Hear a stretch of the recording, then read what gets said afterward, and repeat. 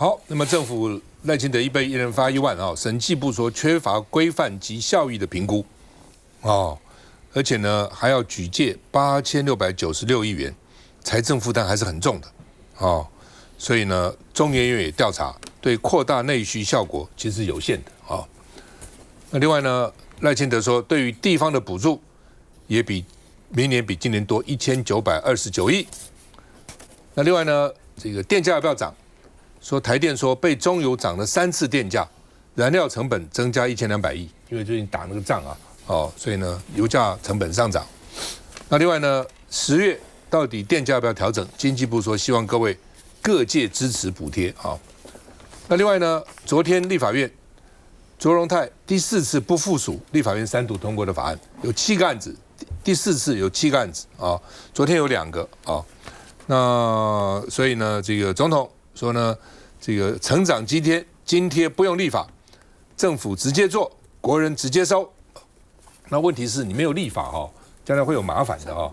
那另外呢，這個國民黨委員說，你只編預算，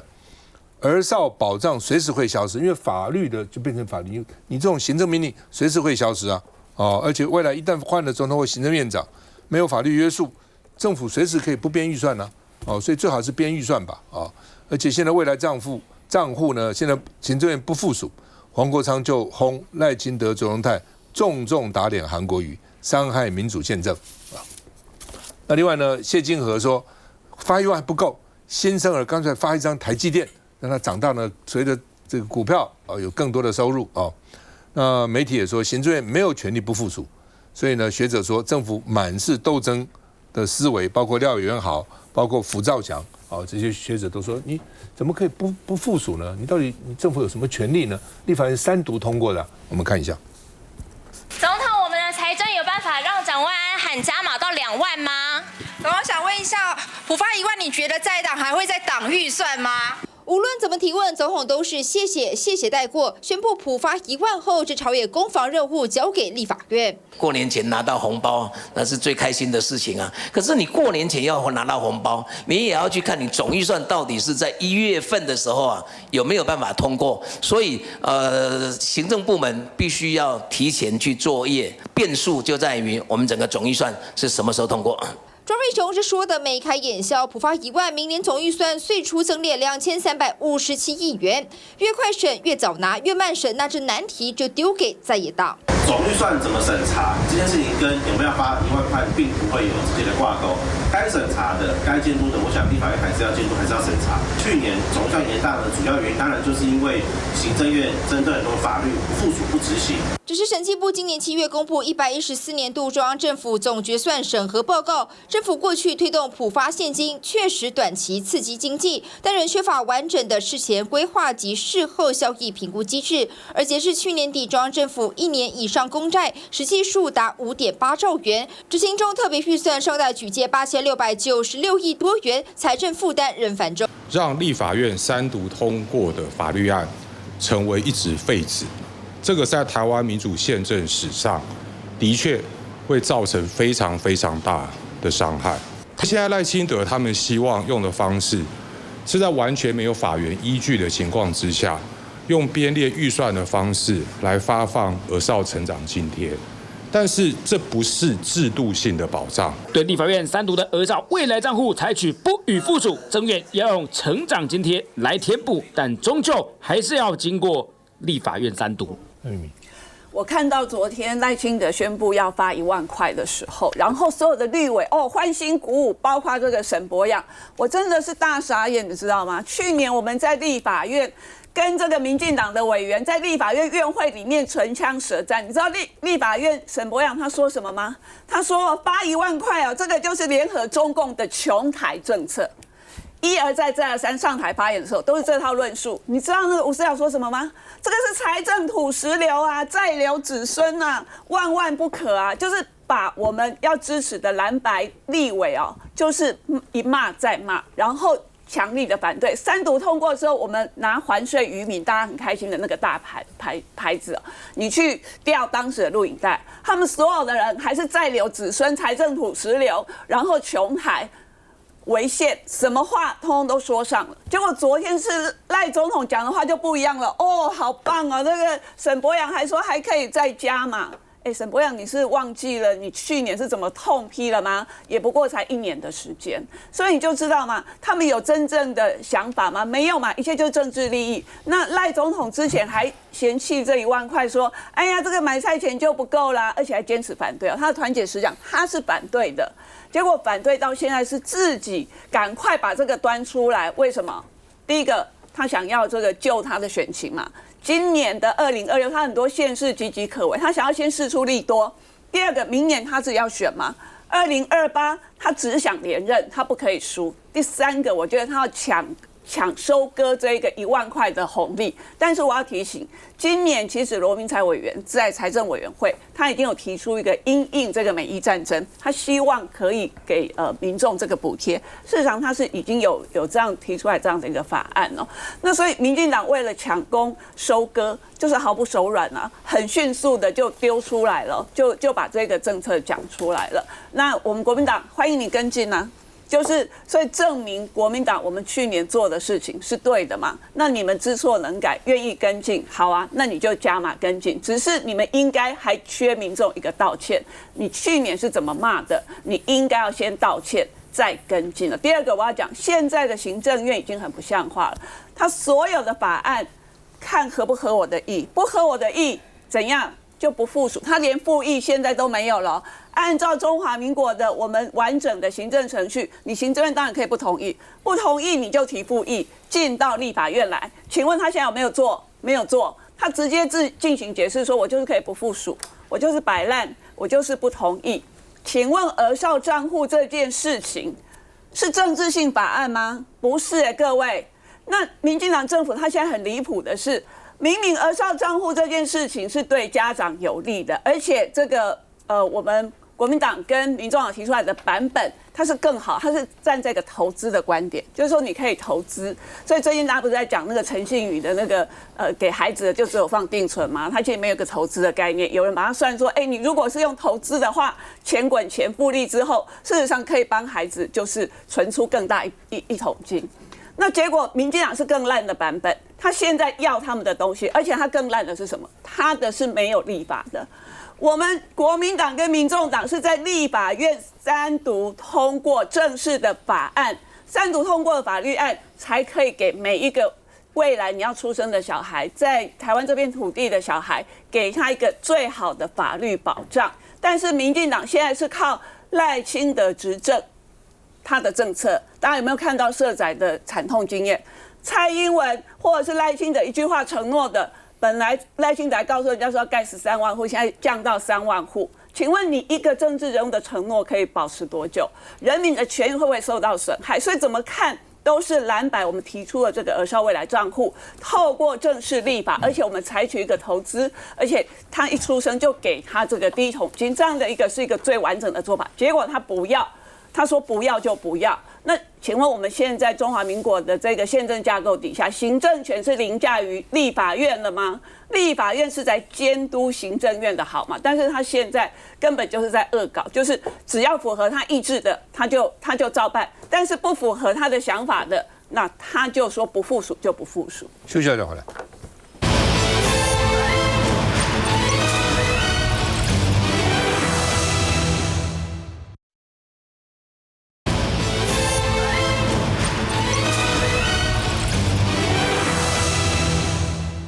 好，陳信宇跟趙建銘哦，看起來這個事情還沒了哈，因為呢，昨天趙建銘這個到越南去了哈，那但是呢，到底他的新歡是誰？哦，說是一個女的大學生，那朋友說兩個人已經交往，就趙建銘跟女的大學生已經交往啊。陳信宇說呢，這個徐女就是原來那個護士許芊芊吶，住在趙建銘診所的樓上，所以他們意思就是說他們有關係，但是呢。這個一查，到底這房子怎麼樣？是趙建銘的媽媽5年以前用2000萬買下來的，所以呢，2年後再以贈與的方式移轉給趙建銘，在台南中西區的五妃街，那趙建銘的診所叫成美普珍，這個大樓叫成美普珍，然後呢，趙建明的這個診所的樓上啊，所以呢，2020年2月成交，總價6000萬這個診所。那診所樓上的住宅呢，全幢68.5坪，停車位8.5坪，格局是3房2廳2衛啊，但是租金很便宜啊，租金只有1萬，停車費6000，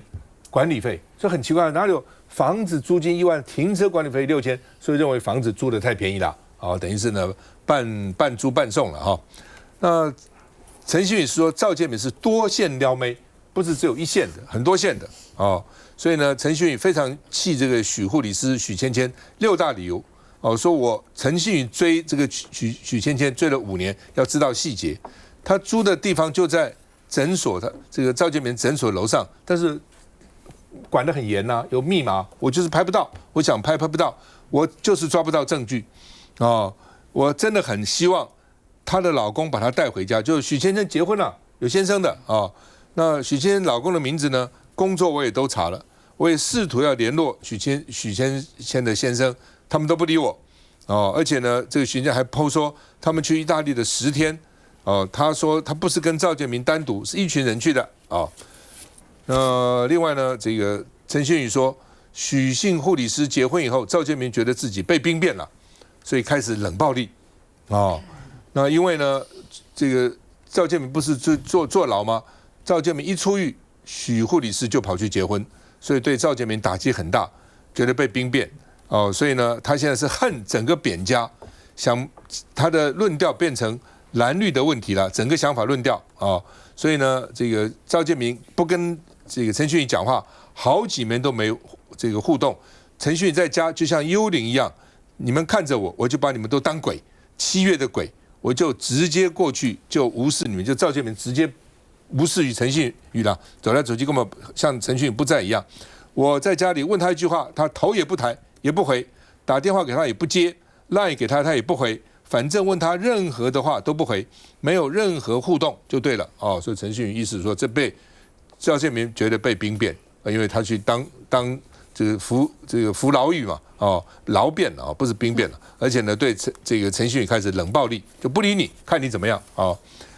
另外呢，許芊芊老公發覺陳新宇一直在講許芊芊很生氣，許芊芊有先生的，就放話是要告陳新宇哦，你怎麼把我們都牽扯進來？陳新宇說歡迎他提告啊，我也很想借着法律來釐清真相啊，哦，那另外呢，陳新宇說趙建銘呢豪宅上面有租給這個許芊芊嘛，婆婆2000萬買房，每個月只收16000，間租給護理師16000，裡面6000還是管理費啊。那另外呢，這個說陳新宇誤會許芊芊了，所以趙建銘媽媽打電話給陳水扁，說告訴他，並不像這個陳新宇講的這樣子啊，有房租1萬，管理費6000，承租期間1年半啊，然後呢，而且不是只有免費的，還要這個許芊芊幫助診所開門、維護環境哦等等哈。好，我們看一下。情人節將至，陳新宇診所收到不少人送來的暖心花束，但昔日枕邊人的情卻歸了好幾處。還有包括情人節，我現在要跟誰過情人節？不是你啦。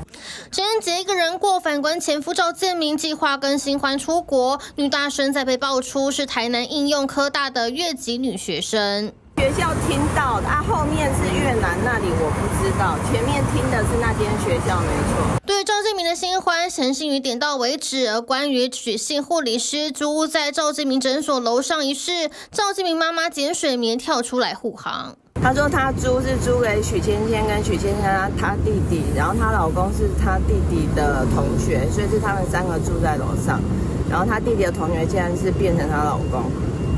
但是趙媽跟我這樣澄清說我不知道細節，我亂講。我是覺得聽起來有點怪怪的啦。他弟弟的同學，我就想說許跟她老公不是同年嗎？為什麼又變他弟弟的同學？從先前曾流出的許姓護理師跟陳新宇的對話中提到，租屋是1萬元加上6000元的管理費向趙媽承租，按照社區的實價登錄，每坪管理費80元來算，75坪的大房子僅以1萬元來承租，遠低於行情。要說沒有特殊照顧，被打上大問號。而外傳許姓護理師的老公揚言要告陳新宇，歡迎他提告，因為我也很想釐清真相啊。PRB 是許在打，所以趙醫師不讓你打。陳信妤忍痛5年沒打 PRP 的原因曝光，就連岳父陳水扁到診所也被當空氣。不止趙建銘不待見，就連診所人員也一鼻孔出氣，可見當時兩人關係早已降到冰點。好吧，這個亮君怎麼看？我覺得這個。我看到陳信妤醫師出來哦，當然我覺得他有很多的委屈啦哈。那我覺得他這幾天受訪，我覺得有聽到一段，我自己是真的覺得，也覺得替他覺得很心酸啦。就是趙建銘這一段期間，因為司法的關係，所以20年他限制出境出海，所以他們全家人都沒有一起能夠出國旅遊，然後陳信妤就等到他出獄之後，希望大家可以，就是他們一家人可以出國旅遊，但是也等不到，然後還發現說，趙建銘好像跟其他護理師過從甚密，然後跟他自己的家人，包含對陳信妤醫師，然後對3個小孩，好像也都非常的冷淡，跟過去完全不一樣。所以我覺得陳信妤的陳醫師的心寒哦，跟這樣子的心酸，我覺得大家都可以理解跟體會了。那但是我覺得這蠻奇怪的是說，當然現在大家一直講說趙建銘到底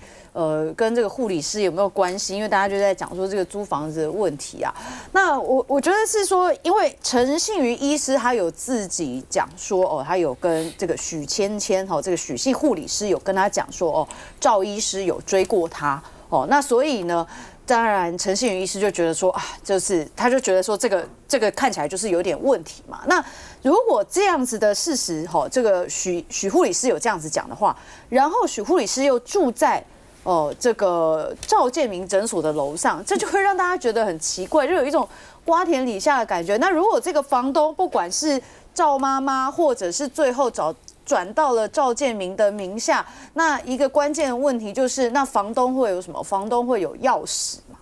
那如果你這個護理師也知道說趙醫師對你有意思然後租給你這個房子的又是趙醫師或是趙媽媽，那我覺得這個當然對於陳信妤醫師他作為趙建銘的太太來說，他當然會覺得你們兩個到底是怎麼回事啦。所以我覺得不管是陳信妤醫師等了這20年，然後到後來所發生的這一些，他覺得看起來在外面跟其他的女性過從甚密的狀況底下，我真的覺得陳信妤醫師是很堅強啦，一手提拔這3個孩子，到現在他們有這個大家都小孩子成年，然後有的也去國外念書發展，我覺得是很不容易，也很堅強啦。我覺得是要給他加油。好，那麼這個因為趙建銘媽媽打電話給陳水扁他們呢，講說都誤會了等等說這個他弟弟跟丈夫住在一起，就是許護理師許芊芊的弟弟。跟許芊芊的丈夫在一起住，說他們是同學同年，奇怪呢？她說怎麼會她跟她弟弟在一起呢？她老公是弟弟的同學所以他們3個住在樓上。那陳信妤是不相信這個事了，說聽起來怪怪的。那他怎麼會是同學呢？那所以他們3個人住在診所樓上，陳信妤覺得很懷疑，說呢趙媽媽要幫趙建銘講話，哪個媽媽不幫兒子講話？當然幫兒子講話嘛來，這個鳳馨怎麼看？我先說一下，就是說，我這個租房子這件事情到底合理不合理其實就相對的嘛，对不对哈？那我給大家很簡單的計算一下，如果1個月的租金是1萬塊，因為你管理費這件事情你在使用，你當然不能夠算是租金嘛哈。如果租金呢1個月是1萬塊，那他房子買是2000萬，那代表的就是呢，他的年化報酬率只有0.6%。0.6%這比放在銀行的定存都還要來得低我其實很少看到有租金的這個價格是這麼低的因為如果有這麼低的這個可以租的地方，麻煩大家告訴我這樣子，因為0.6%，同樣的2000萬你放在銀行1%的利息，你可以拿20萬，然後你租給別人，然後那房子還會折舊如何的，然後1年只有12萬，哇，這個其實就連申報租金所得的時候，恐怕我都不知道國稅局這一關到底能過關或者是不能過關。所以對於陳信妤來說，他會覺得這裡面的關係不尋常那他裡面當然也提到說，他跟許芊芊在 LINE 的對話當中，甚至於都爆氣啦，然後這個生氣如何的。其實這整段婚姻從一開始就是因為趙家人的貪婪，以及陳水扁家人的這種虛榮所犯下來的一個錯誤。那犧牲的人其實是陳幸妤。那現在陳幸妤已經概括承受了所有這個婚姻當中所會遭受到的一切的問題，冷暴力也好，或者是人财兩失也好。你看那個房子是2020年買的，診所是2020年買的，然後呢，2021年的時候呢，過戶到就是用贈與，配偶跟配偶之間的贈與是免贈與稅的，然後贈與給趙建銘，趙建銘可是2022年才出獄啊。所以等於反而是在他監獄期間，或者是坐牢之前，特別給了他一個安心。其實我在想到這一段的時候，我也確實會覺得，身為女人會覺得特別的不忍心啊，就是覺得他的這一個所有的努力、所有的付出，好像感覺上面都付諸流水。但是我在這邊呢，我這邊甘冒大不諱，我會建議陳幸妤先想清楚。此時此刻要什麼？如果他要的是他幫小孩子的子女教育基金要拿回來，那你的重心點就放在這裡。如果說你是要讓大家認清說趙建銘的渣男的這樣的一個角色，那我們全台灣的人都已經認清了。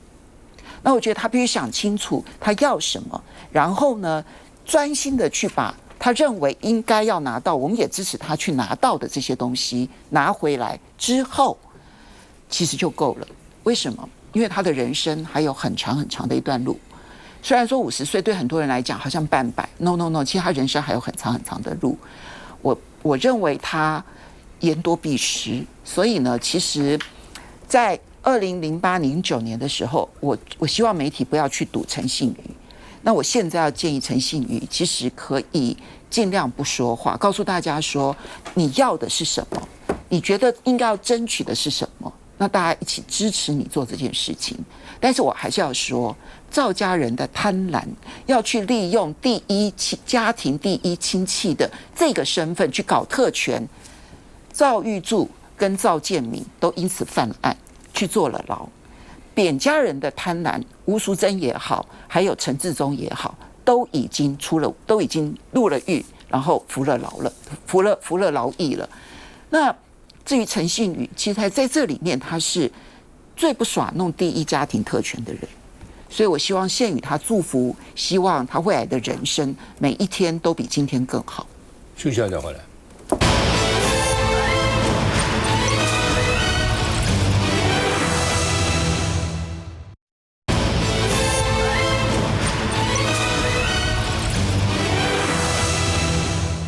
好，他們找到說這個懷疑是趙建銘的賬號哦，而且追蹤正妹的賬號，而且狂流 LINE， 所以呢還在我上面罵扁家是貪騙演哦。那另外呢，陳幸妤說曾經帶陳水扁去趙建銘的診所，他爸爸呢想去看診結果呢進去以後呢說像踏入別人的地盤，就整個診所好像看陳水扁當成沒看到一樣，也不認為說哇是前總統來了，是趙建銘的岳父都不看所以從櫃檯到裡面呢一路被冷落，沒有人理我們，而且他病人很多，所以呢我們就傻傻站在那裡，也沒有位置坐，也不知道要幹什麼，所以呢後來這個他大概後來就離開了吧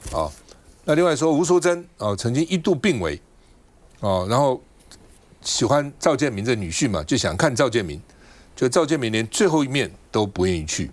說出獄以後，趙建銘就變成對吳淑珍常年冷暴力，對於疼愛他的岳父母陳水扁、吳淑珍展現出極度無情的一面而且也不再稱呼陳水扁為爸爸，通常這個兒子媳婦都要叫雙方的父母叫爸爸媽媽，連見面都不願意所以去年在新樓醫院病危的時候呢，心心念念想要見心愛的女婿趙建銘一面。然後呢，陳幸妤多次跟陳迅的兒子多次打電話給趙建銘，來請求他到醫院看他媽媽最後一面。趙建銘冷血拒絕，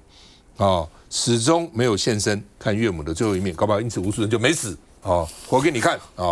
那陳幸妤就說，為什麼駙馬爺會變心？以前第一家庭，陳幸妤說出獄後，趙建銘仇視扁家，而且對外面塑造委屈。這個仇視扁在外面塑造委屈形象，說他得不到家庭的溫暖，對陳水扁家產生強烈的仇視感，而且呢，這個趙建銘常常抱怨自己20年以來從來沒有感受過愛，陳旭也沒給他愛，岳父沒有給他愛，回家沒飯吃，過得很可憐，而且呢，指責陳旭不關心趙建銘。他說趙建銘如果真的不愛了，也可以坦白告訴我，不是在外面多線發展，從女大生到高級餐廳約會，然後呢還跟自己的護士啊等等，然後呢一方面把所有的過錯都推給陳信宇，說他得不到家庭的溫暖，而且呢陳信宇解讀趙建銘，說趙建銘心裡的感受，認為他曾經抱怨娶了陳信宇對官司也沒用，而且陳水扁為了特赦，讓陳信宇讓這個趙建銘被判刑入獄，入獄後阿扁又不跟監獄方面來說人情，讓他在監獄裡面過得輕鬆也不輕鬆，所以很不滿。那到底這個他曾經問趙建銘，誰跟你這樣講？趙建銘說這個他有聽到而且不告訴他是誰的所以呢趙建銘一直覺得是陳水扁害他而且呢說趙建銘抱怨陳水扁說，為了交換陳水扁的特赦，把趙建銘關起來吧，說我取了陳信宇也沒有用。我們看一下。所以你曾經去過趙醫師診所看？沒有，我那時候是我爸說想要去，然後我就帶我爸去，然後我們進去就從櫃檯到裡面就一路被等啊，都沒人理我們。然後因為他病人又很多，然後我们2個人就傻傻站在那裡，也沒位置坐，然後也不知道要幹嘛。來，這玉敏怎麼看？我覺得看到陳信宇跟趙建銘這樣子，有點不勝唏噓啊，因為當時他們的這個婚禮算是在台灣非常的轟動哦，到現在其實都還有一點印象哦。那演變成這樣子，我覺得一方面這個陳信宇他其實他一直就是有話直說的人嘛，所以你看他現在是每天一報這樣子，然後呢，他的這樣子一方面，其實我想他發洩他極度的不滿哦。他剛剛前面有一段話說，如果趙建銘不愛他了，你大可以直說哈，不要用這一種冷暴力哦，因為他中間形容的到後面看起來趙建銘他是跟他有點形同陌路，在家裡面他像個這個隱形人一樣哈，那個這個眼睛也沒有對到，然後也不理他，那也不回哦，就是用這一種非常像陌生人的一種很冷淡的態度來對待陳信宇哦。那我覺得陳信宇這段時間應該是蠻辛苦的，也有很多的不滿，所以他才會用這樣子的一個方式哦，就是一段一段一直把它爆出來哦。那我覺得趙建銘在處理這個夫妻之間的這個事情，看起來其實也是處理得很不好，就是他真的看起來是沒有溝通，他裡面也有很多的不滿，對扁家的不滿，或許對扁家的不滿，然後投射到陳信宇身上。然後你看剛陳信宇形容的，就帶阿扁，阿扁也貴為是前總統嘛，哈，帶到他的診所，竟然沒有一個人要招呼他。那如果這個不是趙建銘下令，我想一般的人之常情是，這個院長的夫人來了，然後這個陳前總統應該是會招呼得很好才對，但是用這麼冷的方式來處理跟對待，代表說這個趙建銘他大概也心意已決，所以我們可以看到就是雙方現在就是一個離婚的狀態。那我覺得最重要的其實就是各自安好啦。我想陳信宇經歷過這一段，他可能也有一些的體悟啊。那該放手其實就放手了，就是因為趙建銘顯然他過他的人生嘛，哈，你看跟着一群男性友人就到越南去了，他也不管台灣的這些風風雨雨，他就是要鐵定就是要過他個人的生活。那我覺得陳信宇某一部分其實也該學習，就是放下了，就是可能當時的這一對他們的結婚，當時有部分的利益在，就是說這個趙建銘看上的是總統第一家庭這樣的一個光環，但是沒想到第一家庭其實背後也有很大的負擔。那陳信宇可能當時也覺得說，這個趙建銘他是醫師啊，各方面條件都很好啊，然後覺得這樣的結合是很棒的組合，但是可能就是沒有想着這麼的圓滿哈，因為扁家遭逢一些問題之後，接踵而來的就是趙建銘以為的特權可以庇蔭他一生，但是顯然並不是哦，所以連他到獄中，他都覺得，我岳父是總統所以我應該有一些特權什麼。他如果還一直這樣子想，我覺得就是想錯了。所以現在看起來，我覺得各自安好吧，都把各自的生活過好，這樣就好。今天早上還有另外一個醫生同學問我一句話，我也不怎麼回答。他說：“陳信宇這樣當然是報復了趙建銘，但是對3個小孩好嗎？”對啊，我就在想說，因為現在資訊很公開嘛，哈，那其實過去像我在社福团體處理這種離婚家庭，哈，對孩子來講，一邊是爸爸，一邊是媽媽，可能夫妻之間彼此憎恨，或很多話題會講得很難聽，但是聽那個在孩子的心裡聽了會很難受，因為即使離婚，爸爸還是爸爸，媽媽還是媽媽，所以我覺得就是還是給對方可以留一點餘地啦，因為畢竟這個。就是趙建銘是爸爸這個事實還是沒有辦法磨滅。我當陳旭也跟孩子講，我媽媽幫你們把2700萬要回來，教育基金跑哪裡去了？但親情不是只有錢而已。我覺得很難得看到一個這樣子的一個私領域的事件能夠引發這麼大的討論。那我自己在看，我的感想就是，這可憐之人必有可恨之處啦，那可恨之人也必有可憐之處。就是你看扁家這樣子，然後你再看趙建銘對陳旭的這樣的一個部分，你會想的是，第一，趙建銘這樣子的一個性格，他會只有台開案嗎？看起來不是，而且你在看他應該是有非常強大的這個相對剝奪感，也就是說他在做女婿的時候，應該是活得非常非常風生水起。然後入獄以後，你看他居然還會怪說，我如果是總統女婿，我沒有特別照顧，而且我猜搞不好是他的獄友，就說哎呀，你是總統女婿啊，你怎麼跟我們關在一起啦？你有沒有什麼好的待遇啊？這些，所以讓他沒有關的時候，陳水扁還沒有失勢的時候，他們受過很多很好的待遇嘛。所以你看他的那個相对剥夺感這麼重，一直到就是說他在整個監獄裡面的時候，他從由這樣子由愛生恨，變成就對整個扁家的這個仇視到這樣的一個程度，到這個出國也不願意，小孩也不認了，然後甚至連這個岳母快這病危了都還不去，這已經完全就是老死不相往來的這樣的一個態度。所以你在看這個過程當中，我只能講就是說，從國家的層面來看呢，我覺得還是就是說，扁案這些雖然因為陳水扁的身體，但還是有該調查的地方，還是給調查了。然後趁現在剛好趙建銘跟陳水扁又有這個嫌隙的時候，搞不好有一些案子還有新的水落石出的這樣的一個機會，也說不定。我覺得這是第一個。第二個是從程序員的角度裡面，我認為其實我們整個監獄的制度也要改了。你看他一直只說，跟着獄友關在一起然後大家就開始大進修，然後這個雙方開始這個交流這個犯罪的這些東西，然後就他感覺他就交壞朋友了這些，我覺得這些我覺得我們自己在看，就是說對政府體制來講，可能也要有一些更改的地方，或者是阻止讓這樣的一個事情發生的這樣的一個狀況，去改正一下監獄裡面的這些情況，比如說特定的獄友不能讓他們太好，甚至要輪換制度啦，這些部分可能我覺得都是不是說關起來就進修了嗎？功力更高一級。對啊，因為你看我最難我真的比較難接受，就是說好真的關了這麼久，然後老婆小孩要跟你出國，結果你最後選擇是獄友，就是這個實在是真的很離譜啦。對，就是那你們到底好到什麼程度？對，那這樣子的這個狀況是不是要有一個輪換機制或輪調機制？這種東西，我覺得大家也可以去思考，因為我覺得畢竟這還是私領域的事啦。那主要能討論的就是對國家有點貢獻的，能夠改正的一些體制、一些制度，發現問題我們解決問題。我看，其實你看陳信宇這幾天連續出來受訪，他目的何在？他講的最有對，我就要講這個哈，我覺得他情緒最讓大家感到他有波動的，就是說他等了那麼久，等了20年要去冰島，一家5口等不到，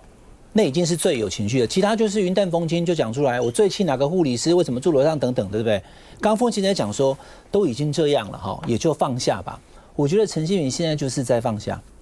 他把這一些社會都不知道的事情，通通平鋪直敘的講出來，就是放下。然後陳信宇3個小孩嘛，哈，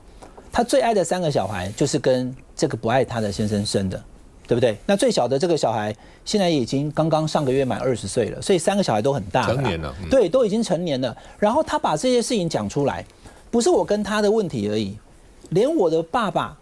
在我去參加大兒子的美國畢業典禮的時候，偷偷要搬出啊，就搬家，就趙建銘就搬走了嘛。那搬走的時候，在電梯裡面看到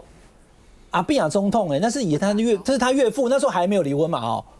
他說完全沒有反應，也沒有打招呼，也都不叫人，然後就把東西搬光光就跑掉了。其實他有講到一點他雖然有氣說是不是去那個服役2年回來以後，然後怎麼樣護理師結婚了，可能就覺得傷心一點。其實你把時間點算出來對趙建銘來講，趙建銘他選擇是什麼？他不怕開水燙啊，他完全不理你啊。你們說我要去越南，我還是照去啊，對不對？我管社會怎麼樣，戴了口罩，記者再去問他2個小時，他不會回答。可你把事件抓出來，因為趙建銘醫師他的弟弟跟他的感情很好，他的弟弟在2023年的4月去接他出獄，所以他被關，跟他被關出來以後2個月後，2023年6月他弟弟突然生病死掉。好，那個陳慶雲這2天有講，就是弟弟過世以後，好像他就什麼事情不管了，小孩不管了，太太不愛了，岳父不理了，然後呢就隨便你講吧。那當然裡面有很多这個當太太人他的一些情緒，怎麼有一些事情男女關係搞不清楚，讓我覺得很憤憤不平。你說安全感給你6000萬的診所，結果呢贈與之後現在變你的樓上，那你要安全感就是沒有房子嘛？那你上面原來還有個房子，還租給他很不能這個什麼過得去那個護理師跟護理師的先生哈，都有一些表述是說這可能搞錯了。好，那護理師的先生還是要告。對，那他馬上就講說趕快告，因為他想搞清楚，因為他一直沒有辦法得到那個答案是什麼。我覺得啦哈，陳信妤從以往到現在，他就是心直口快，他想到什麼講什麼，他不是不會講錯哦，可他講的一定是他內心那個版本。那這麼多年了，他也等那麼多年了，沒有想到最後先生不愛他了，所以他想把他自己的心情講出來，講過以後這事情才能翻頁，沒有講出來可能永遠都在心裡。我覺得陳信妤現在就是把他過去他所面對而沒有辦法跟社會所講的，包含了他媽媽去年不是一度說身體怎麼樣，先生是媽媽當時挑的，然後呢他想要離是爸爸勸阻的，好，爸爸媽媽現在講什麼都不要了哈，就他自己都為他自己做決定，他要把他跟他先生的這些事情全部都講出來，這是他現在目前做的事情。我看起來趙建銘是恨扁家了，趙建銘可能認為說他跟他爸爸是他弟弟的不幸，搞不好都是扁家造成的。但是問題是你當時娶人家的時候，你圖的是什麼？對，你不就是圖人家位高權重，對不對？你也享受過多少風光啊？否則台開內線案幹嘛給你做啊？為什麼不給別人啊？對，一定是看到你的關係嘛，所以你不能說好處都有，然後壞處都不沾，福禍相因，利益跟這個損失其實是一體的兩面了。所以我覺得趙建銘現在通通怪給扁家也沒什麼道理了。休息一下再回來。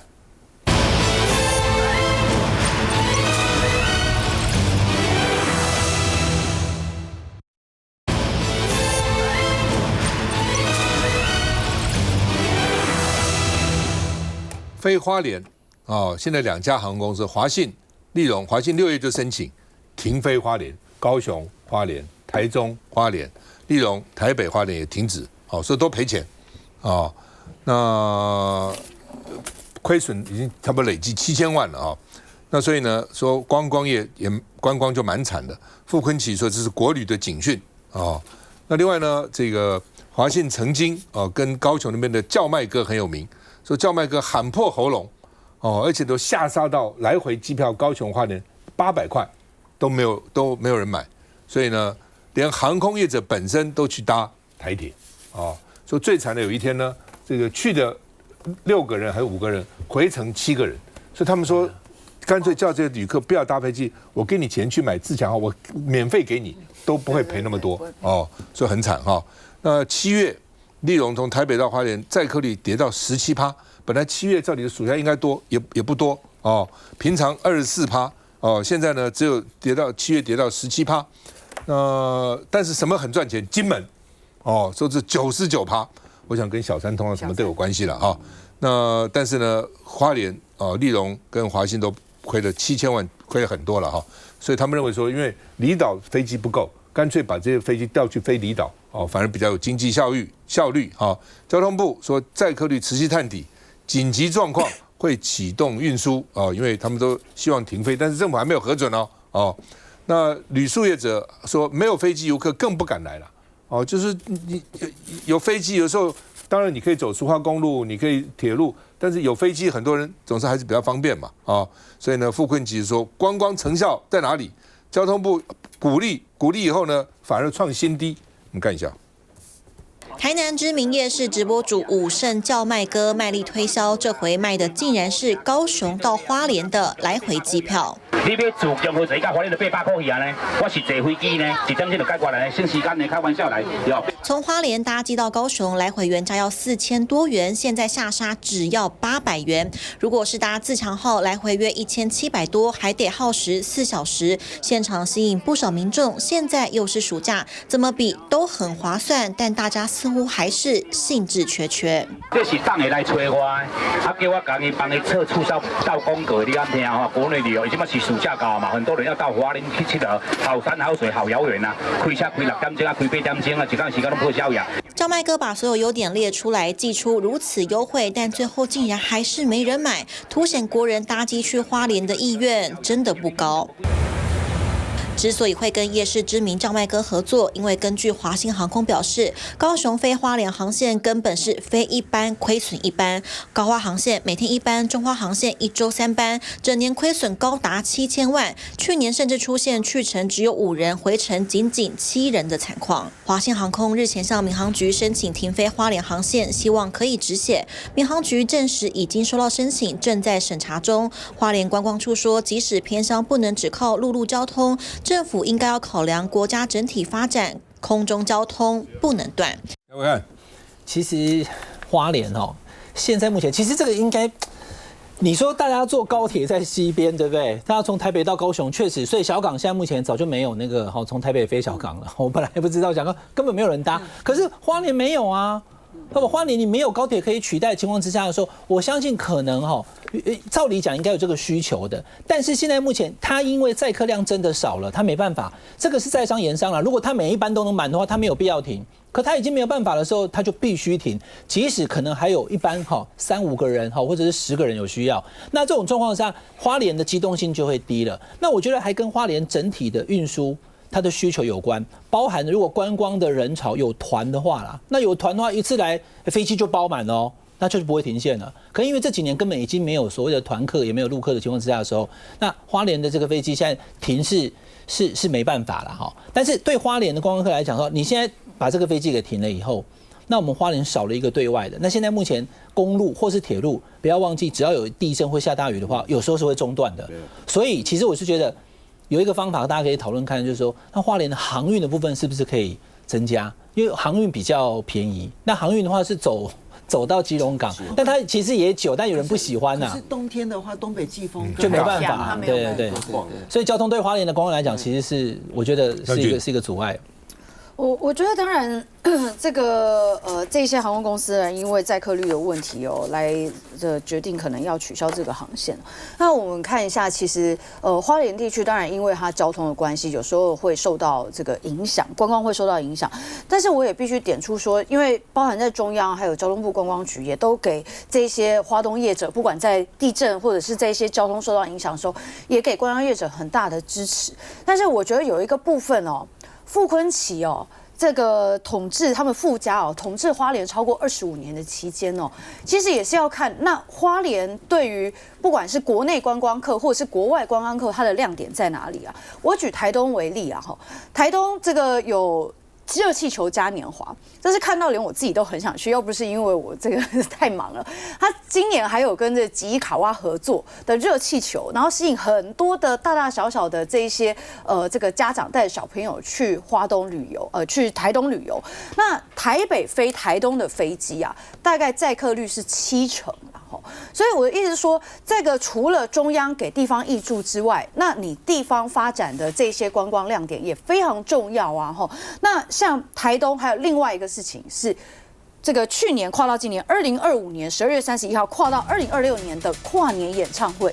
東帶我走這個演唱會超多人下去看，為什麼？是阿令，是張惠妹，有很多的這一些來自台東的這一些歌手舉辦，超多的年輕人通通跑到台東去看。那我覺得中央給予很多的支持，在交通上面，我們盡可能來去彌補花東地區因為地形受到的影響，但是地方政府也一樣的要去找出自己地方的亮點。其實呢，我都主張說偏遠的地方的交通其實必須是用補助的，因為這牽涉到說偏遠的地方它的交通的獨特性。第二個部分是因為我很喜歡去花蓮跟台東，花蓮跟台東呢，其實在尤其是花蓮2024年大地震之後，其實整個影響非常大。在這之前，其實它沒有這個。